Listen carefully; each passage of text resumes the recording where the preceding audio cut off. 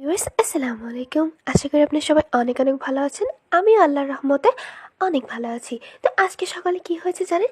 আজকে সকালে আম্মু আমার জন্য খেজুরের রস কিনে আনিয়েছিল। তখন আমাকে বলছিল এটা খাওয়ার জন্য। তো আমি নিউজে দেখেছিলাম যে খেজুরের রস খেলে নাকি নিপা ভাইরাস হয়, তারপর নতুন কোন ভাইরাস এসেছে। তো তার জন্য আমার একটু শক শক লাগছিল।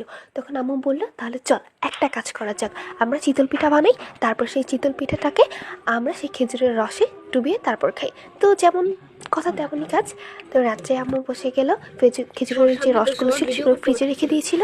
তো রাত্রে চিতল পিঠা পাঠানো হলো এবং সেটার সাথে আমরা ওই রসটাকে দিয়ে আম্মু কীভাবে ঝোল তৈরি করলো এবং ঝোল তৈরি করে তারপর সেটা দিয়ে আমরা খেলাম চিতল পিঠার যে বীজাণু সেটা। আর এটা খেতে অসাধারণ। আমি তেমন খুব একটা বেশি পিঠা পুলি খাই না, তবে আমার মধ্যে পিঠার মধ্যে পাটিসাপটা আর এই যে রসে ভেজানো চিতল পিঠাটা অসাধারণ লাগে। এমনিতে চিতল পিঠা এত ভালো লাগে না, বাট সুধীর নাও, এভাবে খেতে খারাপ আমার নাও, খুবই অনেক ভালো লাগে। মেধাবী।